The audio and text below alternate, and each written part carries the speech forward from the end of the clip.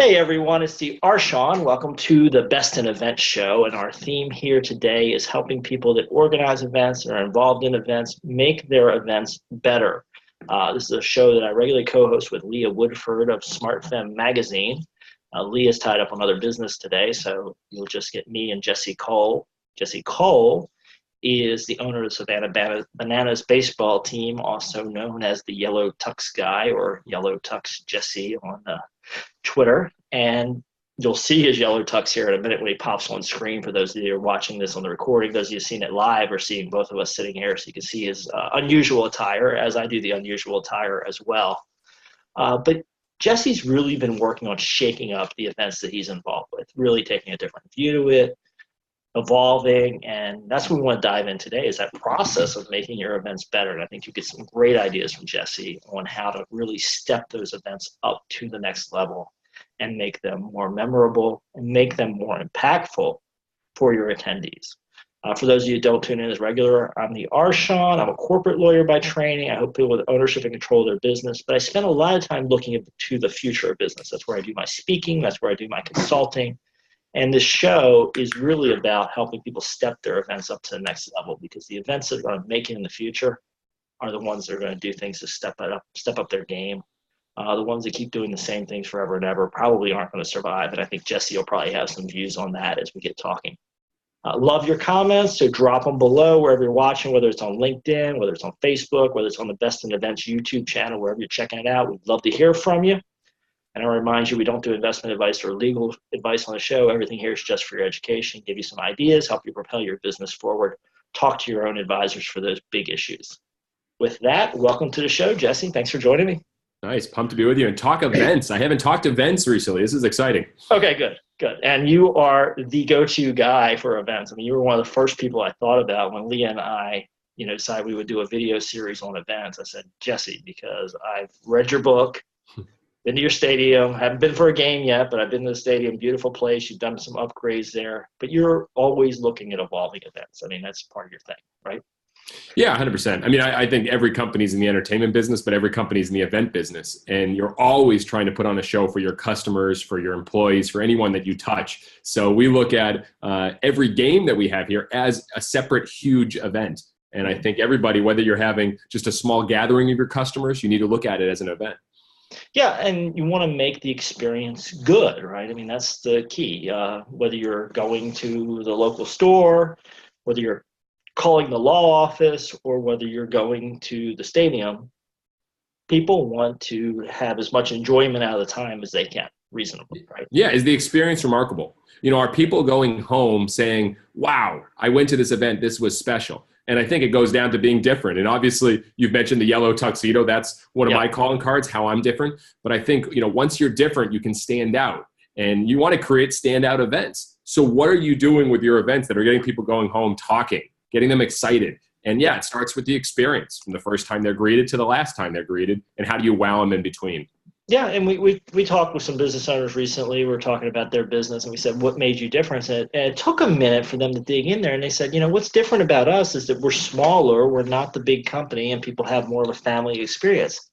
That's wonderful, but you have to kind of know what you're coming at people with in order to live it, right? Well, I'll argue anytime you say smaller, faster, quicker, even better, that's not different. Yeah, that's just a little bit all right? So I think only is different. Okay. And what are you the only one doing? So when you look at these events, whether they're workshops, whether you're hosting any type of event, what makes your event only? I like that. And that's, if you say, oh, we're going to be similar to this and similar to this and similar to this, well, then you're playing a game competing against everyone else. You want to have a great event, you're not competing because you're the only one in that category. And that's what we try to think of our baseball games. And even, Shawn, I don't know if you know this, we've had events here. We had the world's only all-you-can-eat food truck festival. We had Tap of the Morning beer festival because you can't drink all day if you don't start in the morning. I mean, we look at our events on how do we be the only as well. Only, we did a 5K, the only Bananas 5K where people had to run in a Bananas costume the entire race. Yeah. So, I think that's so key to stand out. Well, people will travel for only, they will get motivated for only. I agree with you, and it's a great way of thinking about it. The ERS, yeah, maybe you'll get some customers, maybe some people will do it, but when you're the only, that's what people really look for. I mean, you think of events like, and I know there's copycats now, but like Burning Man, like people go to Burning Man because there's one Burning Man, right? There's not. It's a very unique festival. It's the original of its class, and people go because they want that experience, right? And they can't go somewhere else. Now there's copycats, but to get the full experience, you got to go there only, right? What's the story of your event? What are people leaving telling others about? How do they get excited when they talk about it? I don't think many people, whether event organizers, whether they're operators, think about the emotions and the feelings that they're designing for their customers. A lot of times they don't even design emotions. They're just saying, I'm designing an event. Well, how do you want your people to feel? Is it shock? Is it excitement? Is it laughter? Here at the stadium, we talk about happy tears all the time. How do we create happy tears for both our employees and our customers? So when you're designing an event, how do you want your people to feel when they first come in, throughout the event, when they leave, a day after they leave? Right. Well, Dob Barrett and I, we got into this a little bit talking, because Dob focuses on leadership, and him and I did a segment earlier today, and we started talking about leadership, and he used an example of a client of his that's an accounting firm. Well, they're not selling, the same excitement or entertainment that maybe you might be at your baseball, but he said they're selling the comfort and that getting rid of the fear and getting rid of that frustration, right? Because most people, when they need to file their taxes, there's some degree of fear, frustration, overwhelm. They're selling to that emotion of getting rid of that problem for that business owner or that person, right? To get rid of this stress, get rid of this problem. I just want it done. I want it done right. And I don't want to worry about the IRS coming after me. Yeah. But you connect it to emotion, not just I'm filling out your paperwork for you. Yeah. And how can you look at an accountant or a law firm or a dentist, and it's like, we got to be so professional. Right. How do you get people excited that they want to come see you? Because I think if you have dread, like, I got to go to my accountant today. I got to go to my law firm. I got to go to the dentist. Change it around. I think so many people are scared of having fun. And I love it. You're able to have fun. No matter what you do, you can make it more fun for your customers. Everybody wants fun. And then think about what that creates. Does it create laughter? Does it create excitement? Does it create joy? And that's how we try to think of everything we're doing. And I'll tell you, it works with any company. It's not just a crazy guy in a yellow tuxedo on a baseball team. No, and I'm with you, and we're still working on evolving, looking for creative ideas with the law firm and some of our other stuff. But to do business differently suited to me, it's a conversation piece. It always breaks people out. It allows them to feel safe and secure. It's a different experience when people come to the office because they're like, I'm not scared of the guy across the table because he's not pinned up with a tie up to his neck and he's stiff and he doesn't really talk to me. Like, hey, I'm a guy, I'm hanging out, I'm wearing this weird clothing. I mean, how can you not feel safe, No one goes out of their way and says, I want to hang out with the most professional person today, or I want to be around someone very serious. And what you'll notice is wherever you go, people mirror you. Yeah. They mirror how you dress, they mirror how you act. Mm-hmm. And if you're in a stuffy suit, people are not going to feel comfortable because they feel like they got to, be that way. So I, as a leader, and I think a lot of the greatest leaders, they give their people permission to relax, to have fun, to be comfortable. Because so many people aren't comfortable at businesses. And even events. You go to conferences, workshops, people feel uncomfortable. Do I fit in? Do I belong here? You have to give them permission to have fun, to be comfortable, to enjoy their settings. I think that's so key. I think that's true, and that's something that's going to apply across the board. I mean, like you say, if you're running a dentist office, make it safe for people to feel comfortable. I mean, a lot of people are in fear. They don't know, they're waiting for bad news, right? Because you usually don't get good news when you go to the dentist and they start poking around, right? So you're waiting for bad news. They're playing with you, and then suddenly here comes some guy or woman in a white coat, and they're going to then drop this bad news on you and then start sticking a drill in your mouth, right? That's the typical dentist experience, right? How can you take away some of the barriers there? Well, you started all those friction points. Yeah. Again, you have to look at all the friction points of every business, every event, every company. What do people hate about that experience? Write it down and then say, we're going to do the exact opposite of it. And that's what we did with the baseball industry. We wrote down all those things. It's too long. It's too slow. It's too boring. You get nickel and dimed. And we did the exact opposite. And it's a very easy structure. People say, we can't do that. Yes, you can. And it's a very easy, start from all the worst fears, the challenges with the industry, and then do the exact opposite.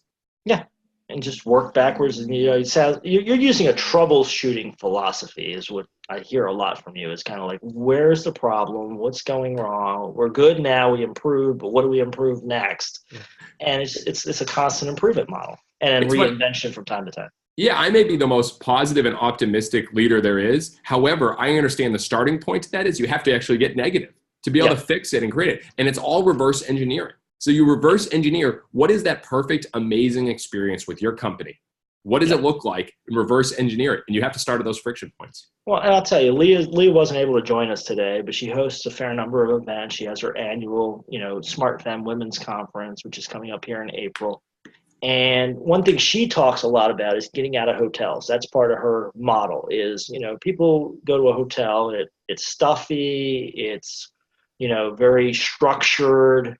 It usually there's not a lot of soft elements in the hotel. It feels a very boxed in environment. She breaks that model because she said, I have a better event when I break that model. She's learned that over time, and she keeps applying that again and again, right? That's something she kind of found in her world of hosting events, that what everybody else is doing it in a hotel, but for her, she says that doesn't create the right experience, right? So you got to sometimes just say, what is everybody else doing, and can I do it some way differently? Yes, and focus on what you can control and focus on what you can be the best at. And if you're hosting an event at a hotel, everyone already has the feeling of what it's like because they've already experienced that. And you get them out of that comfort zone, they're already like, this is going to be different. This is going to be unique. That's why when people come to our ballpark, they're greeted with parking penguins and they're greeted with a pep band and our Bananas senior citizen dance team, because we want people to think this is not like any baseball experience we've ever had before. We got to break that. So if you're putting on an event, how do you break it from the starting point? And you're right, get out of the hotel, get out of where everyone else hosts it. Maybe it's not just sitting down listening to a speaker right away. Maybe there is a performance, a show, all that. And that can happen at any business. You think what like you said, we mentioned going to a dentist or going into a law firm or going to an accounting firm. Why does it have to be you just go into a waiting room, you go up to this reception desk? That's what everyone's used to seeing. Yes. How could it be more fun? How could you walk and be like, what did I just walk into? That is exciting. That's talkable. And that creates word of mouth marketing. You really got to, it's not just thinking outside of the box, Shawn. It's starting to act outside of the box and take chances and take small bets on what you can do to create a better experience. Well, it also takes, targeting to a customer base, right? So I think in terms of your baseball stadium, right? I mean, there's probably some small percentage of the world that would come to your baseball game and say, oh my God, what happened? This is not what I wanted. I wanted to sit here with my 100%. We'll sit here with my card in my hand. We say goodbye to them. We say thank you. This isn't your product anymore. Right. Exactly. And you have to be okay with that, right? You have to say, I can let go of some percentage of customers because I want a group of passionate customers that really are served by my product. Yeah. Love is better than like. We are so focused today on getting so many people to like us. Mm-hmm. And whether that's on social media, whether that's in our business, we want to get 1,000 followers, 10,000 followers. I'll tell you, if you have 100 people or 200 people that love you more than anything, it's unbelievable what happens to your business because they're the ones spreading it. They're the evangelists. And I'll tell you, we have some die-hard Bananas fans who literally started creating banana earrings, banana accessories. I mean, they wear everything. We announced, Shawn, that we were doing a video shoot at our stadium, and we didn't say what we were doing it on. We didn't say what it was about. And we had hundreds show up just to be a part of it. Right. Now, when you can create fans that'll come to be a part of something that they don't know what it's about, that's more important than having 100,000 people that sort of kind of like you. And I think so many times us as owners or operators or event organizers, we're just like, let's just get so many people. Yeah. Get 100 passionate people, and it'll be amazing what they'll pay, what they'll be a part of, and where it'll grow. Yeah, and I think, we spoke of authenticity the other day when we talked on one of our other videos. But people are desperate for something that's real anymore because, there is such this, they have to be liked by everything. Everything gets watered down. It has to be, kind of in the middle, don't offend anybody. And when people keep doing that, they just don't believe it, right? Because I think most people know that we all have personalities. We all have styles. Even businesses have styles. If you're not taking a position here and there, and if you're not clearly something, then I think a lot of people get suspicious about your brand. Every single business, every single owner should say what they believe in, and they should share it over and over and over again. If people don't know what they believe in, whether it's an event, whether it's a company, then why would anyone want to be a part of it? And it sounds so simple. Well, here's our mission statement. Here's our core beliefs. It's bigger than that. And it needs to be shared not just on the wall. It needs to be shared all over their website. They need to be shared when they're speaking to people. It needs to be shared with their customers. What I love and I'm so passionate about is that I share the stories of our team over and over again. And we have people that weren't with us those first few years, and they go out and share those exact same stories. And they say, this is what happened when we did this and we did this. They weren't even here, but they were acting like it here because they were a part of it. And I think that's a huge problem and challenge with our business. The business structure in America right now is people aren't sharing what they believe in enough. Yes, and people don't believe it because of it. They're very suspicious. Now, zooming to another issue or another thing that I think our audience can potentially learn from you. You've taken, a baseball team that was, I believe the prior iteration of the team struggled or went bankrupt or just didn't make it. It failed. They couldn't draw fans, so they had to leave. They had to leave the market. Had to leave. So you had a team leave. You took over the same stadium. You create a completely new product. Now you have sold out, right? How do you create that passion and that buzz and get that moving? How do you create that momentum? The first thing for us was understanding what makes us different and what makes us stand out, and knowing what business we're really in. Yep. And then from there, we had to know, how do we create attention? And so we thought like a reporter. What would be a great story? Coming from professional baseball failing to college summer baseball coming in, what makes it successful? And so we had a plan, name the team the Savannah Bananas, to start coming up with these crazy promotions and dancing players and breakdancing first base coaches. And then we had a sellout strategy. This is something that not enough companies talk about, especially in events. People want to squeeze every dollar out of their customers, and they will keep selling tickets. Yes. We were very specific on what our goals were and how we were going to sell out certain packages, sell out certain nights, and then kept going. We had a sellout strategy because more than anything, what people want is things they can't have. Yeah. In the stadium business, in the sports business, people will pack in as many people they can to maximize the short-term dollars. We didn't do that because that would take away from the experience. And we focus on long-term values over short-term profits. Right. And what I mean by that is that we could make a lot of money if we let everyone in our stadium. We've turned away thousands of people, thousands, but it's a better experience. And now people know they have to buy early. So when you know what the problems are with the industry, what business you're really in, how to create attention and think like a reporter, and then you go all in on a sellout strategy. And what that is behind all of that becomes our fans first experience. And that's everything for us in creating the best experience for our fans. And so when you put all those together, we really found our secret sauce, and the magic happened here in Savannah. Yeah, and it's your events, as we've kind of been zooming around the whole time, just very unique, right? It's like people know when they're at your game and they have an experience, and it sounds like people want to come back again because they had a good experience the first time or the second time they came. Our goal is for them to go home and say, you won't believe what I saw at the game tonight. Right. And what's interesting is that the people actually don't even call it a game anymore. They, like us, call it a show.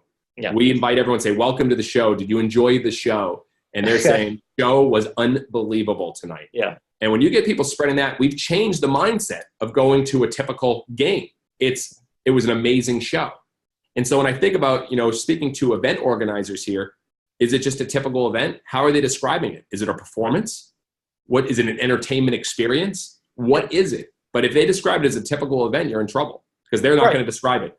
Well, and I think that's interesting. We call the show the best in events, but, every event has, something. It may be an educational experience, right? There's some percentage of people out there, your job is to deliver education. Well, how are you delivering top of the line knowledge? How are you getting there? And what can you do to innovate, right? Just because you have some state authority that says you have to give a certain number of continuing education hours doesn't mean you can't be innovative with the breaks. You can't have different presentations. You can't do it in different styles. I mean, there's a lot of stuff you can do that you can start to break the mold.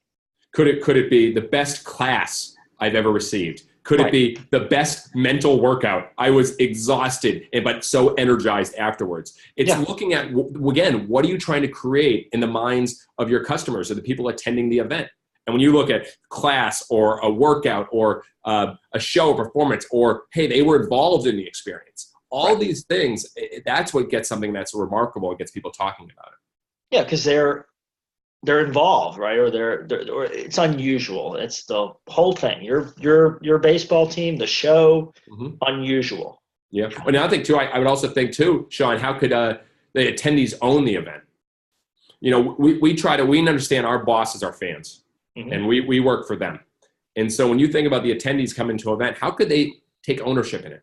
How can it be their event? Because when people own things, they will put their blood, sweat, and tears into it. So how can you get the attendees to not feel like an attendee? That's the worst name. I'm an attendee. Right. Oh no, I'm an owner in this event. Yes. Can they buy owner's tickets? Everyone buys an owner ticket to this event. You know, these are things I try to think about because it's changing the mindset of the person coming. And when you change the mindset, it's game over. Right. Love it. So Jesse, I know you have some fantastic videos on LinkedIn. I recommend people go check that out. You also do training, you do some consulting, you travel and speak to conferences. How do people check out your work and get to know more about you and possibly even bring you in to disrupt the thinking in their organization? I'm easy to find. I'm easy to see. Jesse Cole, Yellow Tux Guy. Find Your Yellow Tux is my website, same name in my book. Post every day. But yeah, I always tell everyone, reach out. I think one of my biggest things, if I could go back and give myself advice, I would say, reach out to more people. Invest in yourself because the great people always want to help. And I remember Mark Cuban responding to my email within an hour when I was 25 years old. And it made a profound impact on me. So reach out. If you have an idea, have a question, I'll jump on and help in any way. It's fantastic. Thank you, Jesse, for that offer. Folks, check it out. We want to see your comments. So wherever you're watching, let us know what's happening in your business, what's going on, what's new and different. Also, check out our site. Go to the Best in Events YouTube channel. Subscribe because we're going to keep bringing you more about how to break your events out of the mold, make them better, really change the nature of your events. So Jesse, thanks for taking a little time with me today. It was a lot of fun having the discussion, and I look forward to the next time we get to chat. Thank you, guys. All right. Perfect.